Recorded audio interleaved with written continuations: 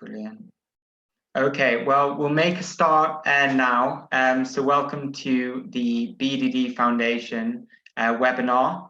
I've been alerted that they've been doing this every week. It's been fantastic. And this week we're talking about the fact that men get BDD too. It's an incredibly important area because I think sometimes males especially don't always open up about these specific difficulties. And that's why I'm joined here today with Amari and Callum, who have very kindly and bravely come on to talk about their experiences. And the way this is going to go is we're just going to start by talking about our own personal experiences with BDD, and then we're going to move on to look at each other's stories, as well as we're going to talk about some of the issues that specifically affect males with BDD, and also provide hopefully some messages of hope, because I think it's really important to stress that you can recover from this illness and you can go on to live a really happy life. So I think that's definitely the number one thing we want to say going into this. So we're going to make a start. I'm going to start by telling my story, which started when I was 14 years old. And it was around the time that I just moved to a new school, and I wanted to fit in. I wanted to make friends, as every 14-year-old wants to do. But I didn't really feel at the time that I really fitted in and I really made any connection with anyone. And unfortunately, within my 14-year-old brain, I thought that was because of the way I looked. And I sort of made this decision in my head that I was going to improve the way I look, because then people would like me and they would want to be friends with me. So I started to look at my appearance a bit more in the mirror, and this involved, something very, very normal, spending, an extra half an hour in the mirror, just gazing in. But then it started to become a bit more obsessional, and I started to, stare in the mirror for a lot longer, and it started to become 2, 3, 4 hours. But one of the key indications when I started to develop grooming rituals. So I started to put an increasing amount of spot cream on my face, even though I didn't, to everyone else, seem to have any spots, which of course made my face really red and made me concerned. So I put more on. But I also did other grooming rituals, like brush my teeth, quite hard, and wash my hair an unnatural amount of times. And also one of the most negative side effects was I started to reduce my food as well, because I felt my body was a weird shape and I didn't feel like I was thin enough to be popular, which was obviously now I think that's ridiculous, but back then it seemed so real to me. And unfortunately, because of these symptoms, I started to fall behind in my schoolwork. And my teachers started noticing, and it very much got put down to sort of bad behavior, being late, and unfortunately at the age of 16 I had to drop out of education because of my illness just got so bad. It started to take over my life, and I couldn't really be in the classroom for any period of time because I was so scared of people looking at me and seeing the way I looked, because I thought at one point that I looked like an alien. I thought I was terrifying to other people. So unfortunately I dropped out of school, but this only meant that I spent 6 months housebound, which was probably the worst decision ever, because it meant I had more time to spend on the way I looked. So I used to spend up to 10 hours a day just gazing in the mirror, trying to improve my appearance, doing grooming rituals, waking up very early in the morning, going to bed very late at night, just so I could improve my appearance. And I used to take the mirror outside and stare at myself and take lots of photos and zoom in and analyze every part of my face. And unfortunately, during this time, I just couldn't go out because, as I said, I was worried that I looked like an alien. I thought people would be scared of me because I was so ugly when I was looking in the mirror. And unfortunately, these feelings didn't go away. and my parents were very worried about me. And ironically, they're both mental health professionals, but even they didn't, realize what was going on. And I think they could just see me deteriorating. And even I wasn't willing to recognize what was going on. I kind of felt, I'm a man, I shouldn't be experiencing these difficulties. This is not what it is. It must be something else. So I failed to reach out for help. But unfortunately, because I did that, things only got worse. And then unfortunately, I reached crisis point,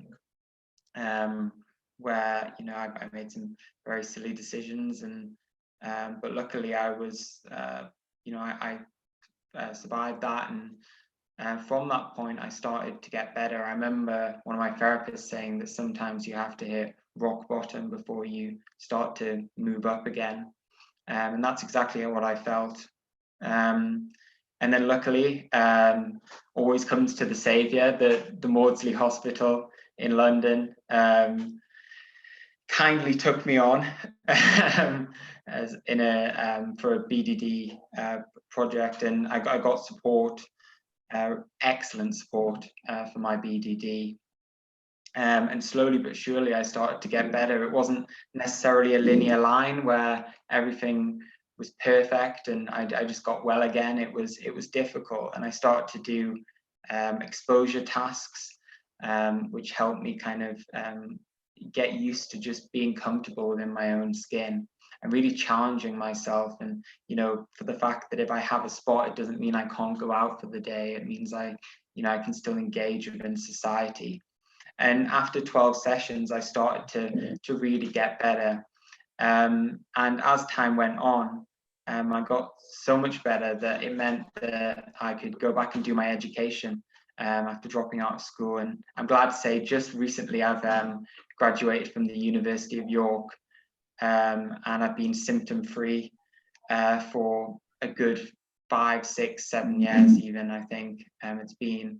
So I think the key message from my story is if I can do it, then anyone can, because recovery is possible. And I think sometimes when you're looking into, as they call it, the broken mirror, it's really hard to see recovery, but actually it is possible. And if you're willing to put yourself in these sort of situations, then I think you can start to get better. But one of the key messages I would have from my story is to not wait and not be scared about opening up about these difficulties, because they do affect males as well. And I think it's very good to open up about them as soon as possible.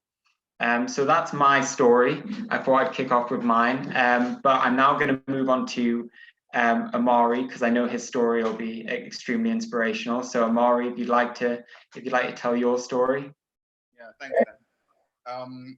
Yeah, hi everybody. So yeah, my name's Omari, and yeah, so I deal with BDD as well. And I think I think I'm so grateful, just to say at the beginning, that we are doing this webinar now, and particularly this focus on men, because I think listening to you there, Danny, and there were just so many moments which I get when I speak to other people with BDD, where it's like, it really reminded me of some of the depths that I went to, some of the really kind of now when I look back at it, like the moments where I just felt like I'd sort of lost my mind, but really kind of taking me back and realizing that there are other people that are going through this. And so certainly I hope that the people that are listening kind of can feel that sense of because it's basically feeling like you're not alone, right? Which is, as you said, the important thing to kind of talking about it, so that you actually get that sense that you're not alone. So I mean, to jump into my story, so I am 32 now, and BDD started for me when I was 15.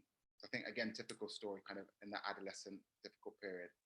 And for me, it was a strange start that basically my dad got me a photo shoot for my 16th birthday so I could get some photos done.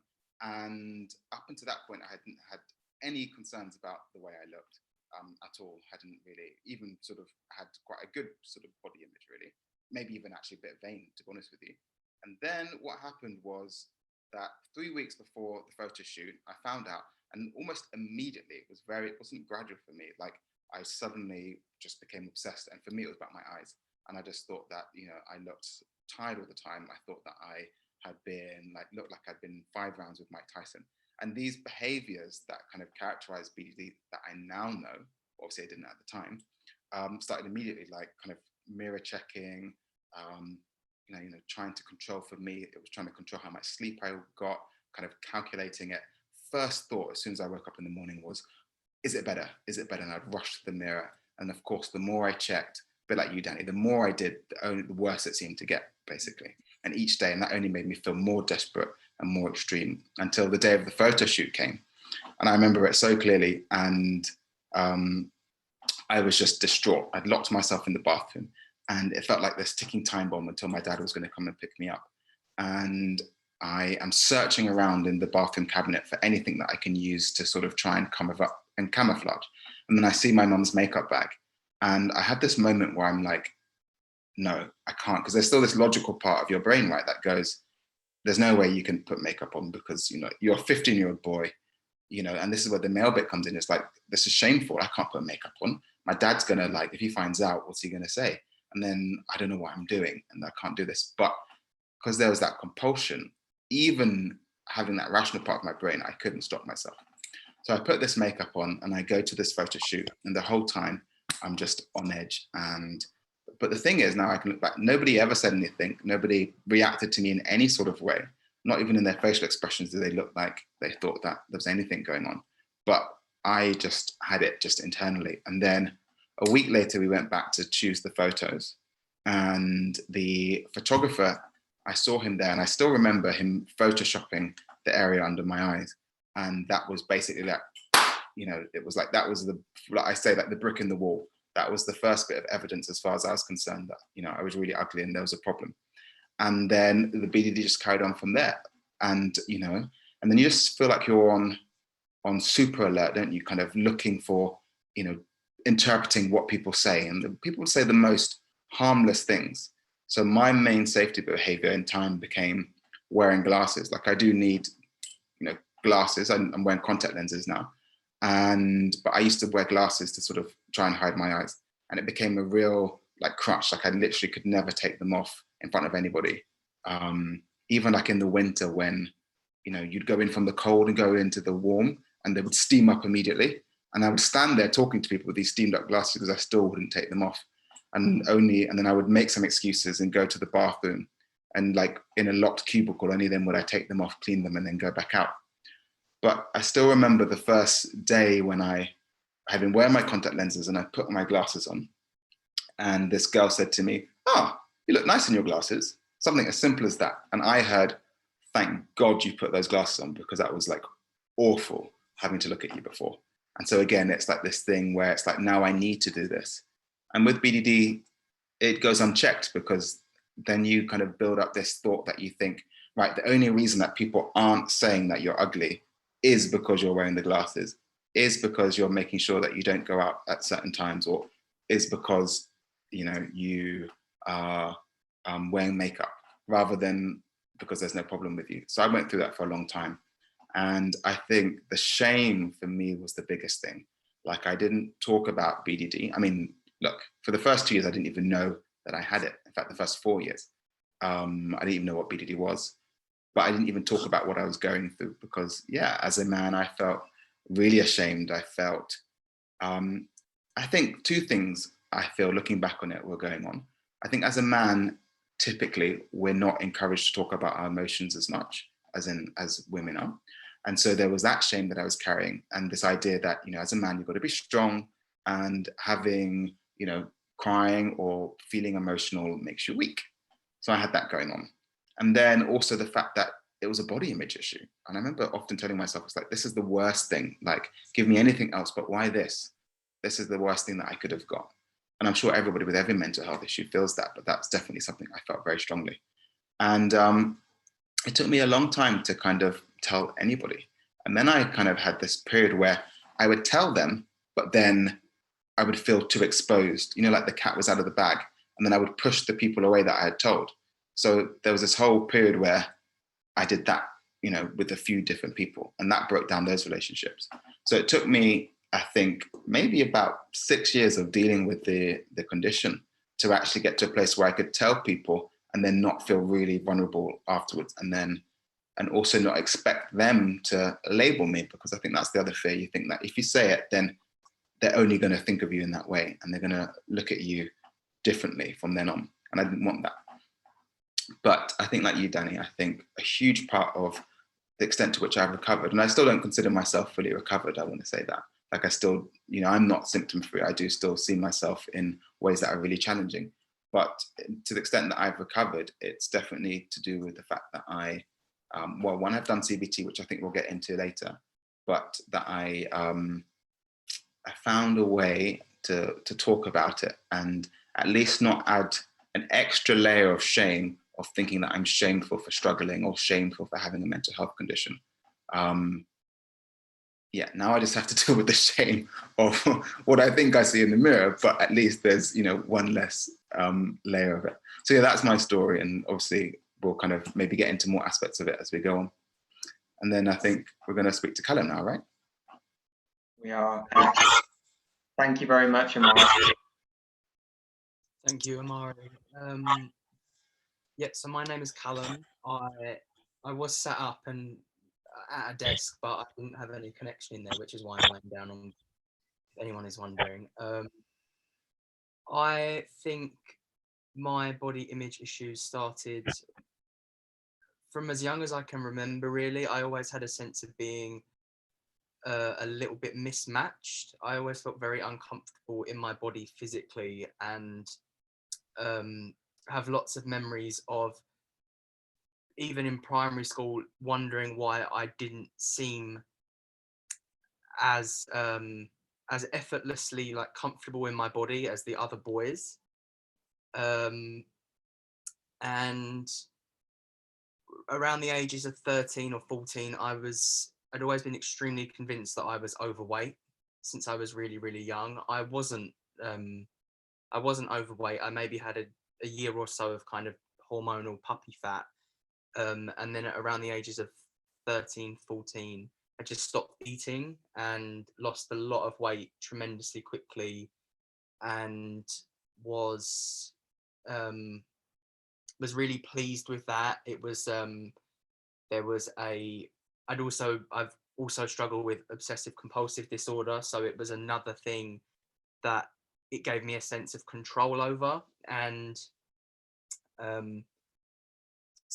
once I'd lost a lot of weight, I had also had a preoccupation with my face, my nose in particular, and just different parts of my face. And once I'd lost the weight, my attention then switched to, okay, I've lost the weight. Now, when I'm a little bit older, I can have cosmetic surgeries and get things changed. I think I was experiencing symptoms properly from when I was about 14 up until I got treatment when I was 23, so last year. As I got older, things just progressed and got worse. I became quite obsessed with the idea of, once I looked a different way, I was going to have a better quality of life, or once I had changed my looks, it would then change my confidence level, which would then change the things that I would reach for and feel confident to aim at. So I got stuck in this cycle of thinking, I want to have a better life, but I need to look different to have a better life, but I need to be able to earn the money to enable me to change the way that I look in order to have the better life. So it kind of just became this spiral of stagnancy. I kind of gave up on everything. My dissatisfaction with the way I look affected all of my friendships. I didn't end up going to university, even though I had my places. I stopped doing anything that I really enjoyed. I became very withdrawn. I was self-harming a lot. The only times I would go out would be to work for my family company, which is a lovely company, but has absolutely nothing to do with my interests. And I basically spent about 4 years wearing a similar-ish set of clothes that I felt camouflaged me and I just felt embarrassed to be myself. I would get up and go to work and come home and just, I was like a complete hermit. And the only way I would see my friends would be to use drugs and alcohol in order to feel some sense of confidence that would then obviously make me feel much worse the next day, and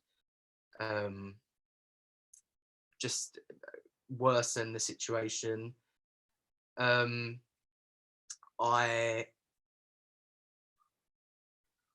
everything was going really, really badly, and then I also found out that just through hereditary means I was losing my hair due to male pattern baldness, which was the most distressing period of my life, because I'd always had the one thing that I was comfortable about myself, which was also, I suppose, a camouflagey mechanism, was I always had a massive head of curly hair. And the idea that I was already so insecure and was possibly going to be facing the loss of my hair, it just felt like completely too much for me. And the way that my brain was working convinced me that the loss of my hair was some sort of sign that I wasn't meant to live any longer. It was sort of, I'm already in so much pain and in so much distress. There's no way that I can handle also the loss of my hair. It will just be too much.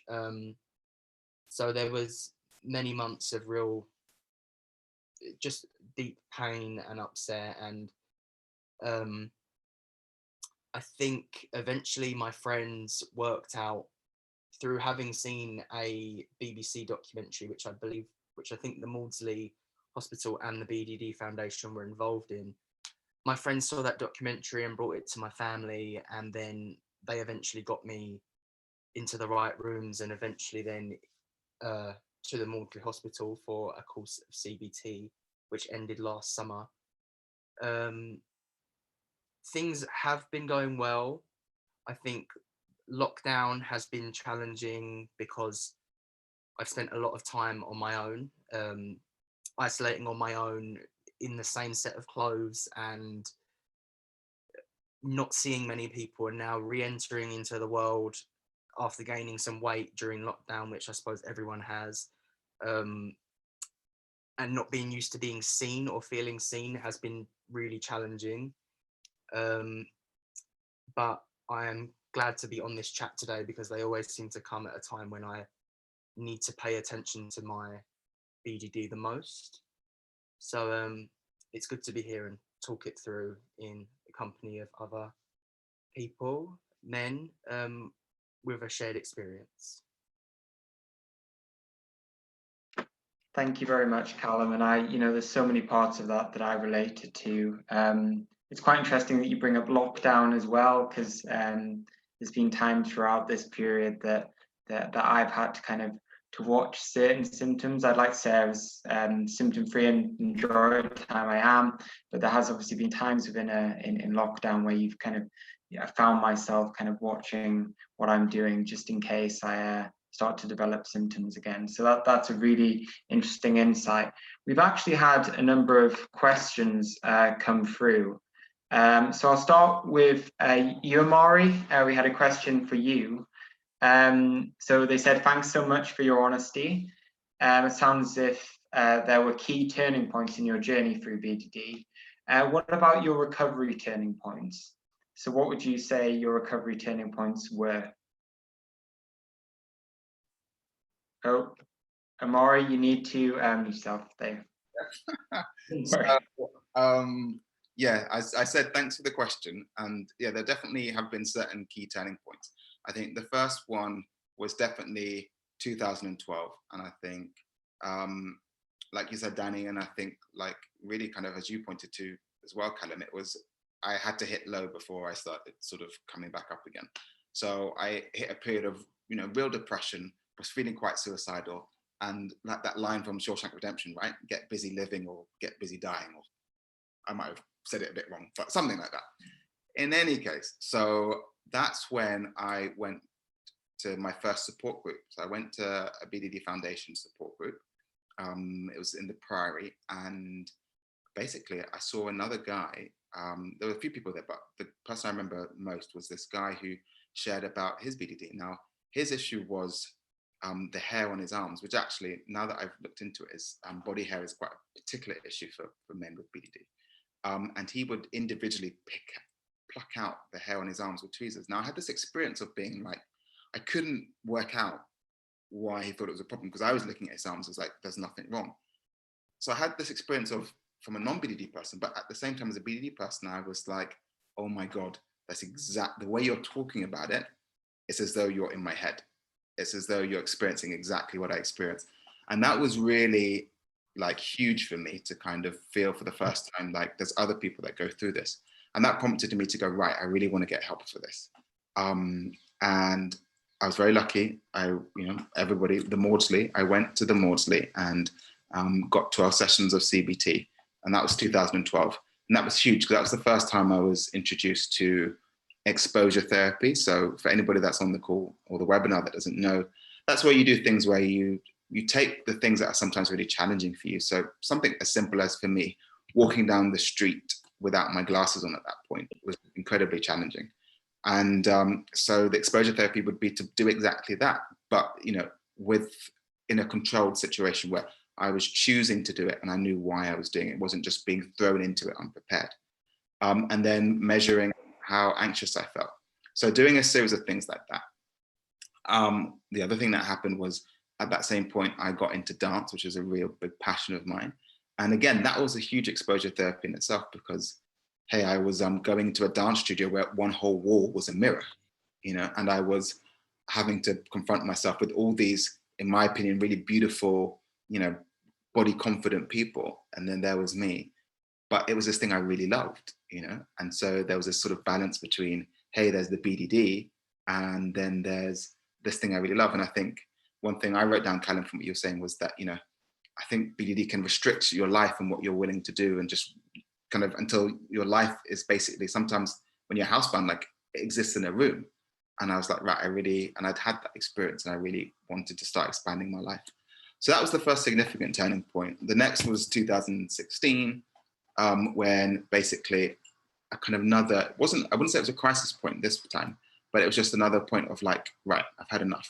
And that was basically, I'd had enough of the impact it was having on my romantic relationships, where basically they all went the same way, where I got really bitter and resentful and couldn't really cope with the pressure of having BDD and not really talking about it. And I decided that can't go on. And I just imagined this life of being alone, basically.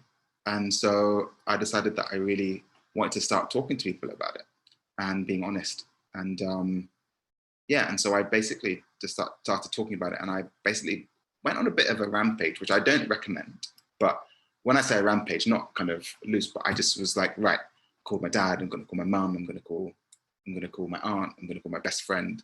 And I just sort of started, arranging these calls with everybody to let them know that, hey, I deal with BDD, and this is why, this explains some of my behavior. And yeah, I have to say, I'm so grateful. The response I got back from people was so loving, and they just wished that they could have been there for me. They just felt so sad that I'd sort of been suffering alone.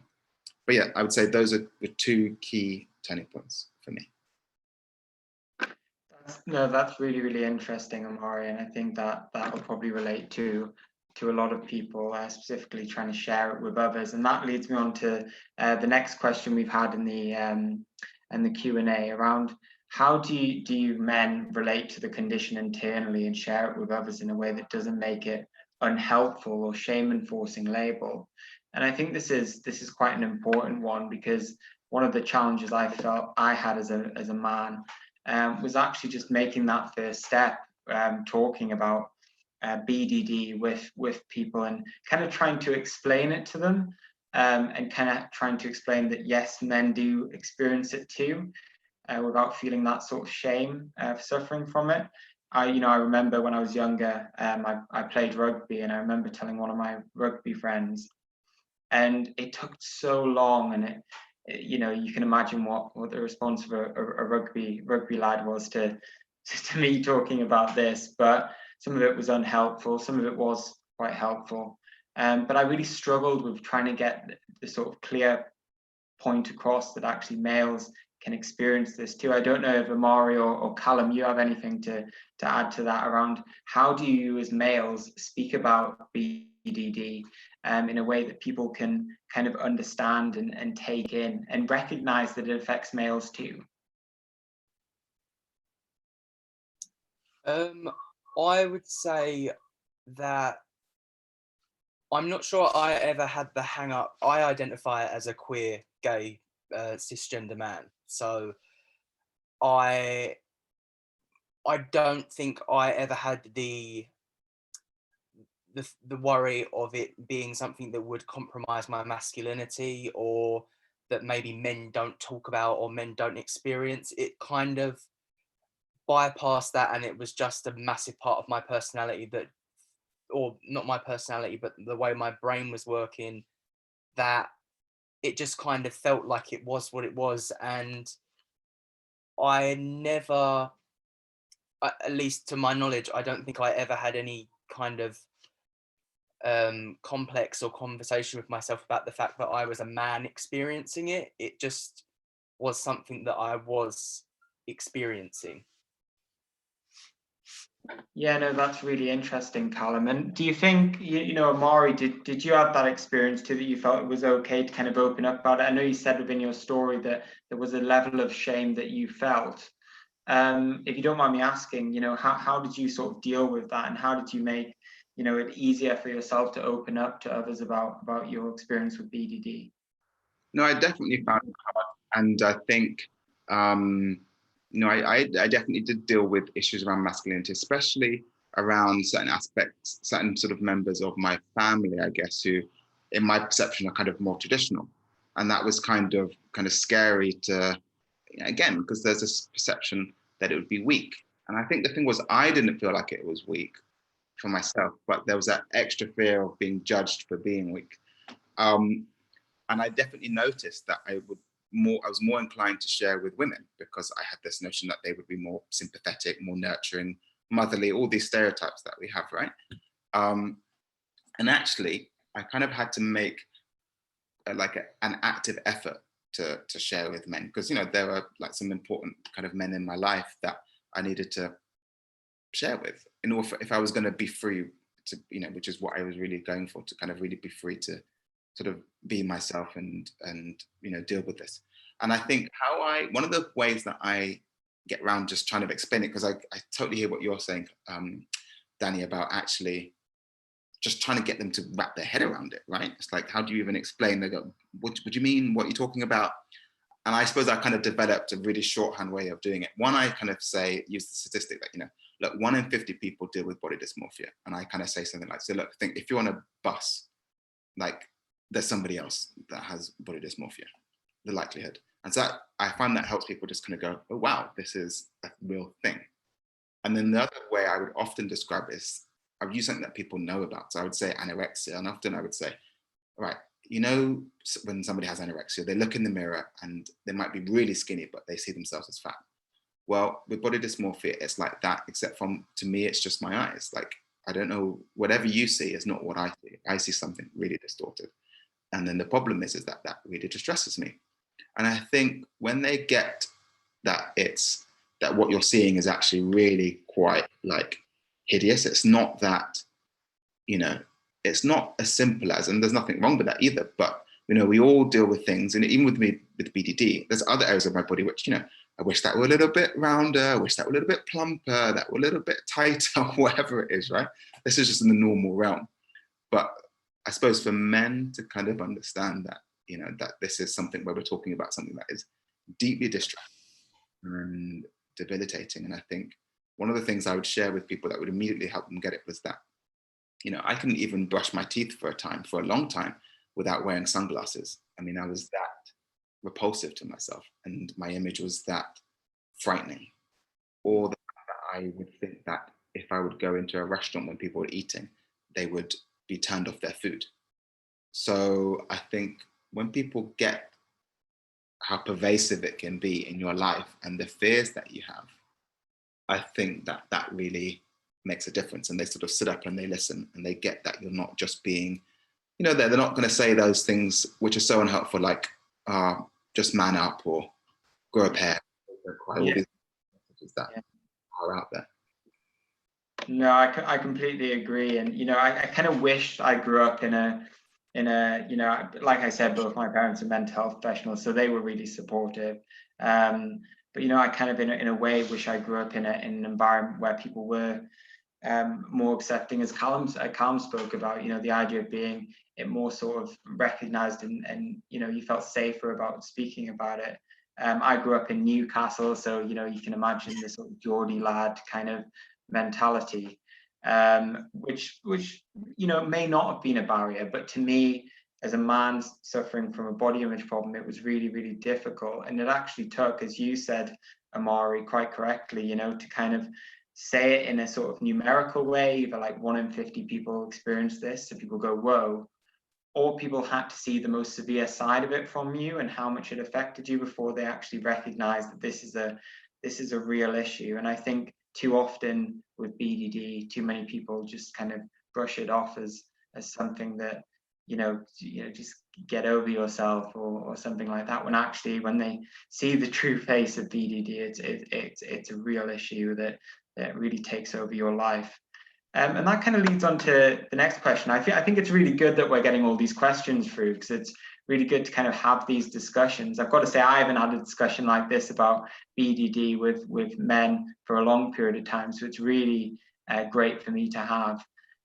We had another one about, you know, what was it that, you know, actually helped you see the image in the mirror differently? You know, what enabled that change to actually see that? And I'll happily, you know, answer that for me. I don't know if any of you guys did this in your therapy, but I actually did the big mirror exercise. I don't know if you've done that, where I kind of went very close to the mirror and zoomed in on what my face looked like. And that was pretty much how I saw BDD. So I zoomed in on maybe a spot I had on my face. And then I stood 2 meters back and actually saw what everyone else sees. And actually you cannot see the spot, or you cannot see the mark on my face. And I was actually zooming in so much that I could see like little blood vessels in my face, which, you know, really put it into context. So that really helped me actually change the way I saw myself in the mirror, and change the image that I saw, because I think I was zooming in so much that I was actually seeing such a distorted image of myself, which I think unfortunately BDD gives you. What about you, Callum? How did you sort of change or start to change the way you saw yourself in the mirror to get away from that sort of BDD mentality? I think my BDD had an opposite effect. It wasn't so much obsessive checking. I pretty much didn't look at myself or have a picture of myself taken for possibly maybe like 6-7 years. I mean, I did see myself sometimes, but it would be very much quick glances if necessary, and then a complete dismissal of the way I looked. So my treatment was a lot about kind of coming back into myself as a body, because I'd sort of just switched out of myself, and the way that I would deal with the BDD would be to just ignore myself as a physical presence.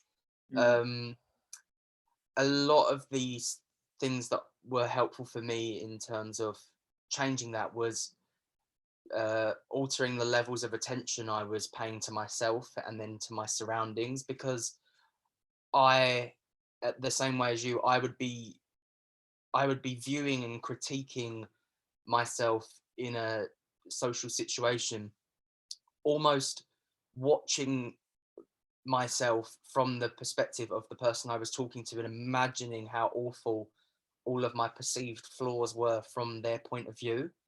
So sort of really forcing myself to just be in a conversation and be present on what was around me and what was being directed to me, rather than all the self-focused attention, was very helpful.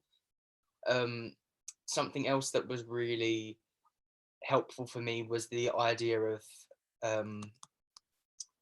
like counter action. So every time that I wanted to, I had this complex about if there was someone on the side of the road that I felt was more attractive than me, I would feel so ashamed and embarrassed that I would cross the road, or I would alter my posture to shrink myself, or I would turn my head to an angle that I felt made me more attractive. So every time that one of those things wanted to happen naturally, I would do the complete opposite. So I'd sort of stay on the same side of the road and walk very massively boldly, or just kind of doing everything to lessen the power of the compulsion that BED makes you want to do, which then just keeps enforcing the cycles that make it more and more difficult to get out of. No, that's incredibly interesting, and I think that that's so true as well, that actually a lot of males with BDD actually don't like looking in mirrors. They don't necessarily even see that broken mirror because they can't do that. So I think that's really important to remember, and it's really interesting to see how you overcame that in a really brave way. So well done, Callum. Amari, I don't know if you would like to jump on that, on how you kind of got away from that. Either that broken mirror, or actually learn to kind of look at yourself in the mirror again. Yeah, I think this is a really interesting one, and I was really glad to hear from the two of you, because I mentioned that I'm still not symptom free, and actually that's the bit that's been the trickiest for me. So I will still see myself not quite as bad as I used to. It's definitely improved, but will still see myself more or less as I used to. So now I kind of have more control over what I then do in response, so the behaviors. But I'd be really interested to hear from, I don't know, anybody else that we have on the chat, if they have what they do to kind of do mirror work. I mean, I can share what I've done, and I continue, which does help. So one of the things that I do is to like do mirror work, because like Callum, I'm more of a mirror avoider. Like I will sort of most of the time do my best to avoid mirrors, which can mean that it's quite shocking when I then look, because there's all this build up of, oh my God, what am I going to see? What am I going to see? And sometimes I have to take like a deep breath before I look in.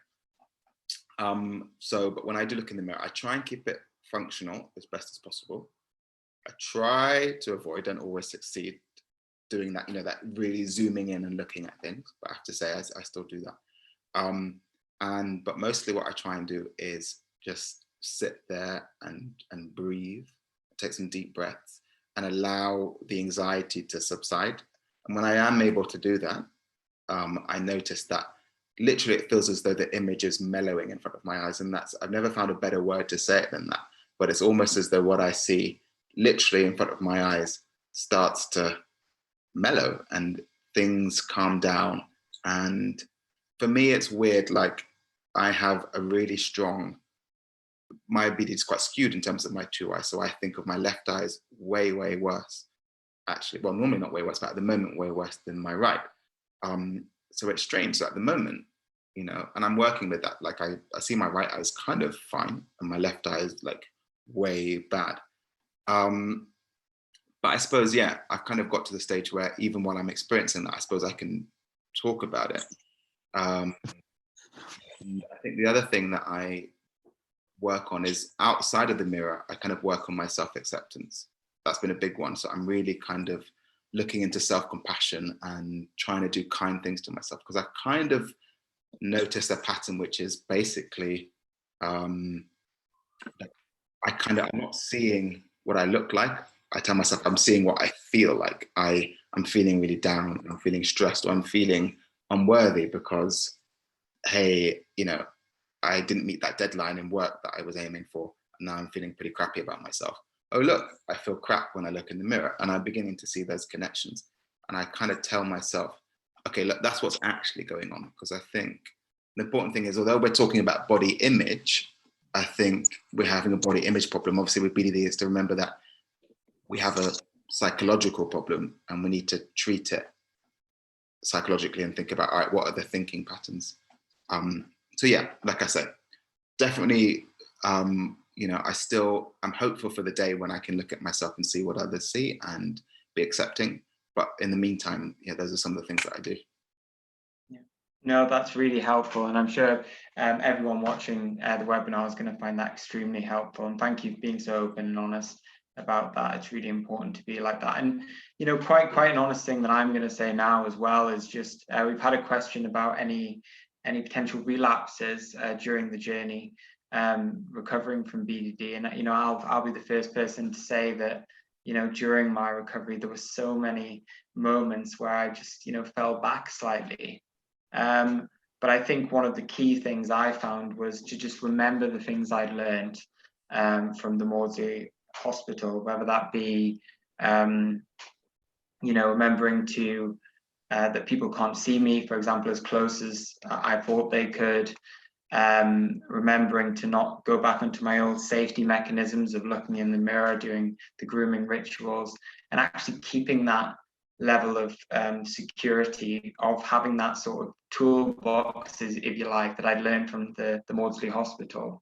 I was able to kind of keep them relapses away, which have kind of allowed me to do that. But I think it's important to remember for anyone who's experiencing BDD as a male is sometimes it's not a linear line, and sometimes it's not A to B, everything's better, fantastic. You know, sometimes it can be, you know, back and forth. But that doesn't make you a failure at all. That it actually shows your strength to be able to keep coming back from that, and you know, shows how brave you are. So that was a really good question. Just for the last kind of, you know, 10 minutes, I think we want to focus on maybe what are the key messages of hope that we'd like to give to people who are experiencing BDD. But before we do that, I know we wanted to speak about some of the risks to potentially males experience. We want to talk about muscular dysmorphia as well, and maybe some of the difficulties with that. I don't know if anybody wants to start on that conversation around how we kind of deal with that and some of the risks, especially to young males growing up around muscular dysmorphia. Yeah, I'll off from that. So in terms of muscle dysmorphia, I mean, it's not something that I've experienced, but it's something that I know that, you know, many men do experience. And in terms of, so, you know, the split between men and women with BDD is pretty much 50-50, but, you know, the concerns that they have can be somewhat different. So, you know, male pattern baldness, as you talked about, Callum, is one of the big ones for men. Genitals is a particular concern for men.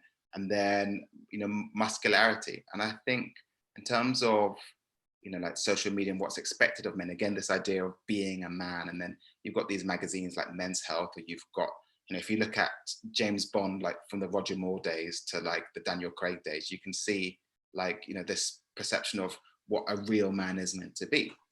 And obviously this idea of what it requires, you know, to be desirable as well.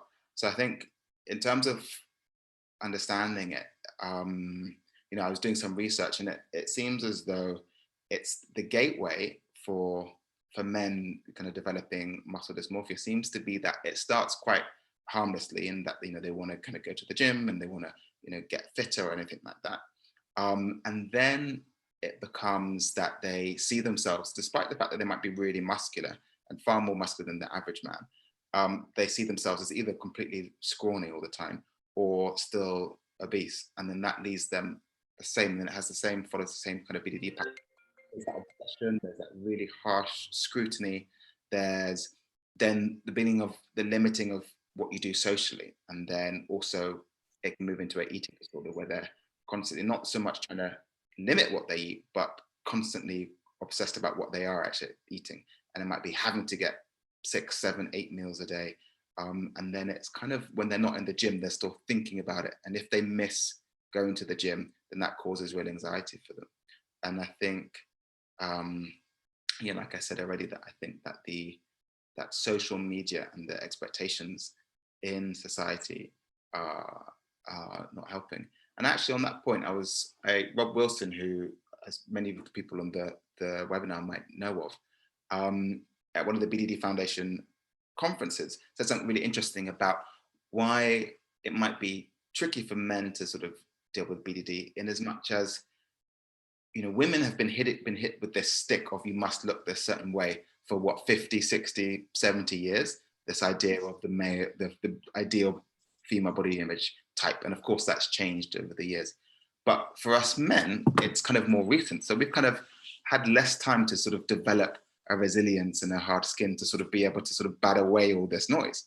And of course, we're living in an age where, you know, I was in the urinal the other day. I wasn't in the urinal, I was in the at the urinal, and there was a screen advertising to me some sort of like men beauty products. And I thought, there's no way that's safe. You know, I can't even go to the toilet without being advertised that. This is how extreme it is. And so we're constantly being bombarded. And I think that it's impossible to, there's no way that you can completely ignore the influence of these things. Definitely, definitely. No, I completely agree. And it is literally everywhere, which can be quite difficult, especially if you're experiencing BDD. Callum, how do you feel about this sort of pressure that's put on a lot of males to look a certain way, and obviously with muscular dysmorphia, but just generally as well? Do you think you've experienced that? Yeah, something I came back to a lot when I was in my course of therapy was the fact that I have a very visual mind and kind of a perfectionist view, and a lot of my hang-ups came from wondering why I didn't look like this musician or this actor or this model, and I was really obsessive about planning cosmetic surgeries that would alter my appearance to look like these people. And this is kind of off topic, but it is on topic as well. I think something that would be and should be encouraged is the idea of, in a similar way to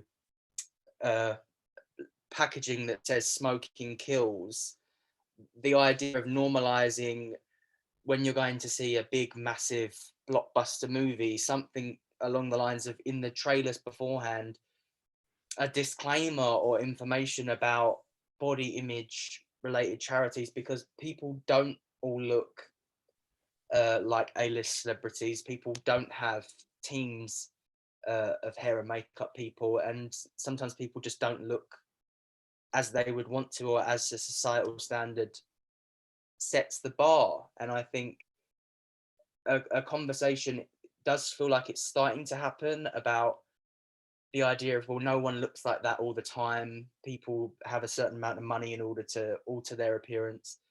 I think it would be really helpful for it to just sort of be not something that everyone knows and is left unsaid, but something that is premised in the way that we are sold things, because we are a lot of the times being sold something that makes everyone feel very uncomfortable and unattainable. I don't have any experience of muscle dysmorphia, so I can't really add anything to that, unfortunately. No, you've added a lot there, Callum. That was really, really interesting, and especially the pressures that, you know, to have to attain to a certain body image all the time. And as Amari said as well, it's just pushed into your face everywhere you are, which can be really difficult. And I know how difficult it's been for me, but also for a lot of other people who experience BDD, to have that sort of pressure put on you. We've got about 4 minutes left, and I really wanted to use this opportunity for you guys to kind of just send a message to people watching right now of hope about, you know, how, you know, it can be a simple word, it can be you know, a long sentence, it can be anything that gives people hope around BDD. So if you want to start with you, Amari, and then we'll move on to Callum, and then I'll finish us off. Probably don't have that many interesting things to say, so I'll start with Omari, who probably does. Thanks. In terms of, I think, and I do see a question from Sarah asking. She's got a teenage son. I did notice that there were a lot of women on the call, and I don't know if that's because you you have somebody in your life, you know, a man who's in with BDD. But I suppose my message of hope would be, whether you're somebody who suffers with BDD or somebody that cares or loves somebody who does, is that you can recover, you know. And I say somebody who isn't fully recovered, but I certainly hold that out for myself. And I think that, you know, there's CBT therapy, and there is compassion-focused therapy, both of which I know have been put on in the chat. And I think there is, you know, just talking to people. I think there's lots of support groups available. You know, there's these webinars that I've been running, and I think basically people know more about BDD than they ever did before. And I think what I'm really looking forward to seeing is, I know that for me, I found out about BDD by accident because my mum read an article in the newspaper, and almost everybody I've spoken to has found out that way. But it's getting to a point where not only is it okay to talk about, but that actually people will kind of go to their GPs and say, this is what I'm dealing with, and they'll know. So the help is increasing. And yeah, my message of hope that it is very much possible to recover, and BDD is a treatable condition. Thank you so much, Amari. Callum? I would say kind of my, I don't know, advice or points is to really monitor the way that you speak about other people as well as yourself in everyday life, and try to constructively pull other people up if they make a comment on someone's appearance or on their weight or on what they're wearing. Just kind of eradicate the critique culture, because it's not helpful. A lovely thing that I've been seeing on social media the last couple of weeks is the idea of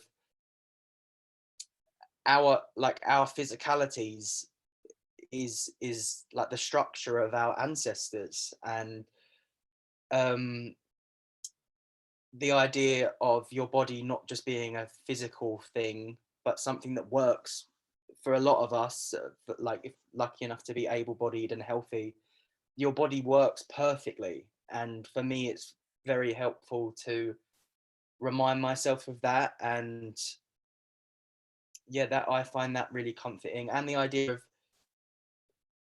remembering the lineage that comes from the way that you look. And that's not always been something that's been helpful for me, because I've ended up really resenting my parents or family members or whatever for like my physical appearance. But when you think about the fact that we are all made up of all the people that came before us, it's hard to be as hateful and resentful of the person that you stand as in that moment. Yeah, thank you very much for that, Callum. And I'll just finish off, probably more on a comic thing. You know, if I can do it, then anyone can recover from BDD. And I think conversations like this are so important. And Amari and Callum have just been incredibly, you know, hopeful during this, incredibly brave. So I just want to say a huge thank you to them. And the key from this conversation is men do get BDD too, and recovery is possible. And I think that's got to be a message we send loud and clear from here. Okay, well, it is 1 minute past 8. So it's probably me babbling on too long at the end there, but almost got it perfect. But yes, thank you very much, everyone, for joining this webinar. This is the last one, I'm told, of the summer. So there'll be another one after. But I don't want to directly say that, just in case. But yes, there'll be another one coming soon, I'm sure. So thank you, everyone, and a huge thank you to Omari and Callum for being so brave during this conversation. You've been absolutely brilliant. Yeah, thank you, Danny. And thank you everybody on the call. Thank you very much. Thanks. Thank you, everyone. Thanks, Amari. Bye-bye. Bye.